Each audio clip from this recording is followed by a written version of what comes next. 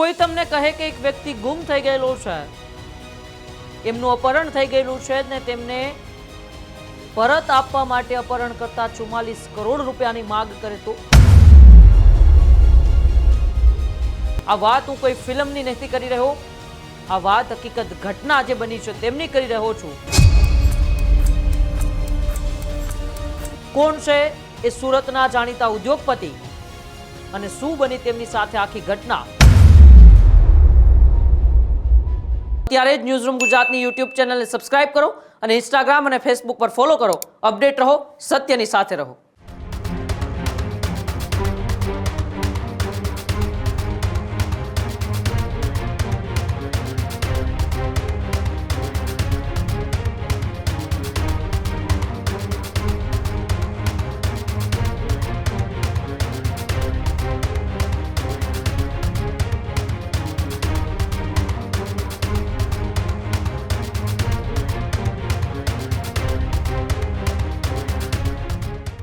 કોઈ તમને કહે કે એક વ્યક્તિ ગુમ થઈ ગયેલો છે, એમનું અપહરણ થઈ ગયેલું છે ને તેમને પરત આપવા માટે અપહરણ કરતા 44 કરોડ રૂપિયાની માંગ કરે તો અને પરિવાર તે 44 કરોડ રૂપિયા આપી પણ દે અને વ્યક્તિ પરત પણ આવી જાય. આ વાત હું કોઈ ફિલ્મની નથી કરી રહ્યો, આ વાત હકીકત ઘટના જે બની છે તેમની કરી રહ્યો છું. અને આ ઘટના બીજા કોઈ સાથે નહીં પરંતુ આપણા ગુજરાતના જ અને સુરતના એક જાણીતા ઉદ્યોગપતિ સાથે બની છે. કોણ છે એ સુરતના જાણીતા ઉદ્યોગપતિ અને શું બની તેમની સાથે આખી ઘટના? 44 કરોડની ખંડણી માગનાર એ અપહરણ કરતા પાછળ ક્યાં આતંકવાદી સંગઠનનો હાથ છે તેમની આજે આપણે વિગતવાર ચર્ચા કરવી છે. આફ્રિકન દેશ માલીમાંથી ગુમ થયેલા સુરતના જાણીતા 75 વર્ષીય ગુજરાતી હીરા ઉદ્યોગપતિ ધીરુ રામાણીને કટ્ટરપંથીઓએ મુક્ત કર્યા અને તેના માટે 4 મિલિયન યુરો એટલે કે તેમની કિંમત ભારતીય રૂપિયોમાં અંદાજિત 44 કરોડની વધુ થાય.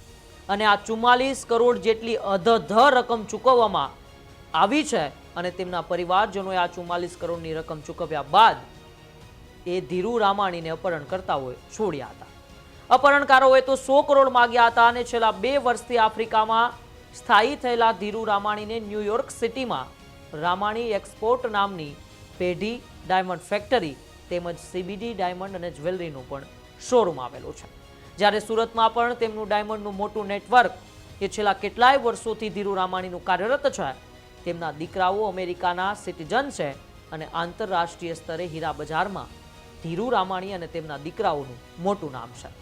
ત્યારે આ ભારે ખંડણી બાદ તેમની મુક્તિ થતા પરિવાર અને વેપારી આલમે રાહતનો શ્વાસ તો લીધો છે, પરંતુ આ ઘટનાથી સમગ્ર સુરતની અંદર, સમગ્ર ગુજરાતની અંદર અત્યારે ચર્ચાઓ તેજ થઈ છે કે ધીરુ રામાણીને એવું તો કયા લોકોએ અપહરણ કર્યું હતું અને કયા લોકોએ 100 કરોડ કરતાં વધુની ખંડણી માંગી હતી. આ ઘટના છેલ્લા 3 મહિના પહેલા બની હતી. એટલું જ નહીં, તેમની સાથે અન્ય 2 ભારતીય નાગરિકો, જેમાં એક તેમનો રસોઈયો અને એક ઇલેક્ટ્રિશિયન પણ હતો. અપહરણની આ ઘટના સામે આવતા જ વિદેશમાં રહેતા અને વેપાર કરતા સુરતના તમામ ઉદ્યોગપતિઓમાં ભારે ચિંતા વ્યાપી ગઈ કે ધીરુ રામાણી સાથે એવું તો શું બન્યું કે છેલ્લા 3 મહિનાથી ધીરુ રામાણી ગાયબ છે. કટ્ટરપંથી સંસ્થાનું કામ હોવાથી પરિવારના સૂત્રોની આશંકા આ પહેલા ધીરુ રામાણી અને અન્ય 2 ભારતીય ગુમ થવા પાછળ સામાન્ય ગુનેગારો નહીં પરંતુ કોઈ મોટી કટ્ટરપંથી સંસ્થા જે આંતરરાષ્ટ્રીય સ્તરે એ પોતાનું સંગઠન ચલાવતી હોય છે એવી કટ્ટરપંથી સંસ્થાનો હાથ હોવાની પ્રબળ આશંકા એ પરિવાર દ્વારા વ્યક્ત કરવામાં આવી હતી. ત્યારે સુરતમાં રહેતા પરિવારના નજીકના સભ્યએ જણાવ્યું હતું કે અલ કાયદા સાથે જોડાયેલા એક સ્થાનિક કટ્ટરપંથી આતંકી જૂથે 3 ભારતીયોને મુક્ત કરવાના બદલામાં રૂપિયા 100 કરોડની મોટી ખંડણીની માગણી કરી હતી. હા, તમે જે રકમ સાંભળી એ રકમ હું સાચી જ બોલ્યો છું. અલ કાયદા જે આતંકવાદી સંગઠન સાથે જોડાયેલ છે તેમણે ધીરુ રામાણી સાથેના 2 વ્યક્તિ એટલે કે ટોટલ 3 વ્યક્તિઓને છોડવા માટે અધધ 100 કરોડ રૂપિયાની મોટી ખંડણી માંગી. જ્યારે હીરા બજારના સૂત્રોનું કહેવું છે કે આટલી મોટી રકમની માગણી બાદ પરિવાર છે તે ભારે દબાણમાં આવી ગયો હતો. પરિવાર સરકારી મદદ વિના જાતે જ વાટાઘાટો કરી રહ્યો હોવાની પણ વિગતો છે તે સામે આવી હતી, ત્યારે આ સમગ્ર મામલે ધીરુ રામાણીના એક નજીકના સંબંધીએ નામ ન આપવાની શરતે જણાવ્યું કે અમારી પાસે ખંડણીની રકમ અંગે વાટાઘાટો કરવા અને ભોગ બનનારાઓને સુરક્ષિત પાછા લાવવા સિવાય બીજો કોઈ વિકલ્પ નહોતો અને અમે તે જ વિકલ્પને પસંદ કર્યો. અમે અમારી રીતે જ આખી પરિસ્થિતિને હેન્ડલ કરવાનો પ્રયાસ કર્યો હતો. આમાં કોઈ સરકારી તંત્ર કે વિદેશ મંત્રાલયને સામેલ નહોતા કર્યા. અને ત્યારબાદ જ ધીરુ રામાણીને પરત લાવવા માટે તેમના સગા સંબંધીઓ અને પરિવારજનોએ પૂરતી કોશિશ કરવાનું શરૂ કર્યું. ત્યારે પરિવારે વેપારી સુરક્ષિત છે કે નહીં તેની ખાતરી માંગી અને જેના પગલે કટ્ટરપંથી જે ગ્રુપ હતું તેઓએ ધીરુ રામાણી અને પરિવાર વચ્ચે વિડીયો કોલની વાત પણ કરાવી. અને આ વિડીયો કોલ દરમિયાન પરિવારે જોયું કે ત્રણેય ભારતીયો જીવતા અને સુરક્ષિત છે. આ પુરાવો મળ્યા બાદ અમેરિકામાં રહેતા પરિવારે કટ્ટરપંથી સંસ્થા સાથે નેગોશિએશનની પ્રક્રિયા તેજ કરી દીધી અને જેથી વહેલી તકે નાણાંની લેવડ દેવડ કરીને ત્રણેય લોકોને મુક્ત કરાવી શકાય. પરંતુ ડાયમંડ મૂકીને ગોલ્ડ માઇનિંગના બિઝનેસમાં ઝંપલાવેલા ધીરુ રામાણી કોણ છે અને કેમ તેમની અલ કાયદા અને કટ્ટરપંથી આ સંસ્થાઓએ અપહરણ કર્યું, તો ધીરુ રામાણી પાછળની આપણે કહાની સાંભળીએ તો ધીરુ રામાણીનો પરિવાર પરંપરાગત રીતે વર્ષોથી સુરત અને વૈશ્વિક સ્તરે હીરાના વેપાર સાથે સંકળાયેલો છે. જોકે થોડા વર્ષો પહેલા ધીરુ રામાણીએ આફ્રિકાના માલી દેશમાં સોનાની ખાણકામના પ્રોજેક્ટમાં મોટું રોકાણ કર્યું હતું. તેઓ છેલ્લા 2-3 વર્ષથી માલીના જ ગ્રાઉન્ડ લેવલ ઉપર રહીને આખા માઇનિંગ પ્રોજેક્ટનું જાતે જ કામકાજ સંભાળી રહ્યા હતા અને આ દરમિયાન જ કોઈ અજ્ઞાત લોકેશન પરથી તેઓ ગુમ થઈ ગયા હતા. તેઓ ચોક્કસ કઈ જગ્યાએથી ગુમ થયા તે વિગતો હજુ સત્તાવાર રીતે જાહેર નથી કરવામાં આવી, પરંતુ જોખમી દેશોમાં રોકાણ કરનારા સુરતી વેપારીઓમાં ઘટના બાદ ભારે ફફડાટ મચ્યો છે. આ ઘટનાને પગલે સુરતના હીરા અને જ્વેલરી બજારમાં ભારે સન્નાટો અને ચિંતા વ્યાપી ગઈ છે અને ખાસ કરીને એવા ઉદ્યોગપતિઓની વધારે ચિંતા વધી છે જેમણે સાઉથ આફ્રિકા કે અન્ય હાઈ રિસ્ક દેશોમાં પોતાના મેન્યુફેક્ચરિંગ યુનિટ કે માઇનિંગ પ્રોજેક્ટ શરૂ કર્યા છે.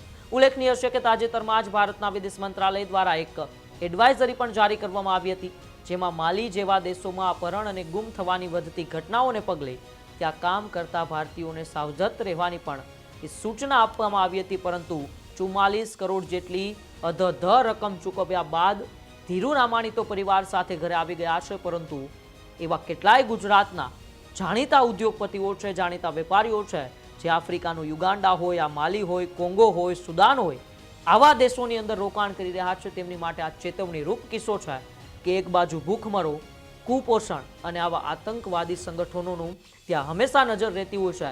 એટલા માટે જ હવે ધીરુ રામાણીના કેસને લઈને સુરતના વેપારીઓમાં ફફડાટ છે. ધીરુ રામાણીના સમગ્ર ઘટનાને લઈને તમારું શું માનવું છે?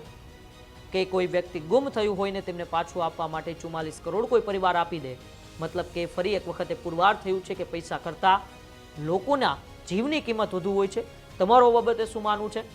અને તમે કોઈ આફ્રિકાના દેશમાં રોકાણ કરેલું છે, માલી હોય, સુદાન હોય, યુગાન્ડા હોય કે કોંગો, તો મારા ડિજિટલ સેક્શનના કોમેન્ટ બોક્સમાં અચૂકથી જણાવજો.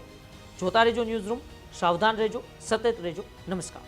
ખેડૂત ભાઈઓ છે ખેતરમાં ડ્રોન ઉડાવતા હોય છે ત્યારે આપણે એક પ્રશ્ન સતાવતો હોય છે કે જે આપણે અત્યાર સુધી જીપીએસ ટેકનોલોજી વાળા ડ્રોન વાપર્યા છે, જેથી કરીને મોબાઈલ ટાવર છે અથવા તો હાઈ ટેન્શન લાઇન પસાર થતી હોય, કોઈ વૃક્ષો હોય, ત્યારે જે જીપીએસ ટેકનોલોજી વાળા ડ્રોન છે એમાં ટકરાય અને ટ્રેસ થાય છે. પણ એગ્રીવન લાવ્યું છે જીએનએસએસ ટેકનોલોજી ડ્રોન, જેથી કરીને એ ડ્રોન છે એ કોઈ જગ્યાએ ટકરાય નહીં, પોતાની રીતે જ ડિસિઝન લે છે ને મૂવ થઈ જાય છે. જેથી કરીને જીએનએસએસ ટેકનોલોજી ડ્રોન છે એ વાપરવાનો આગ્રહ રાખો. આ જ પ્રકારની તમામ અપડેટ જોવા માટે ન્યૂઝરૂમ ગુજરાતને લાઇક, શેર અને સબસ્ક્રાઇબ કરવાનું ભૂલતા નહીં.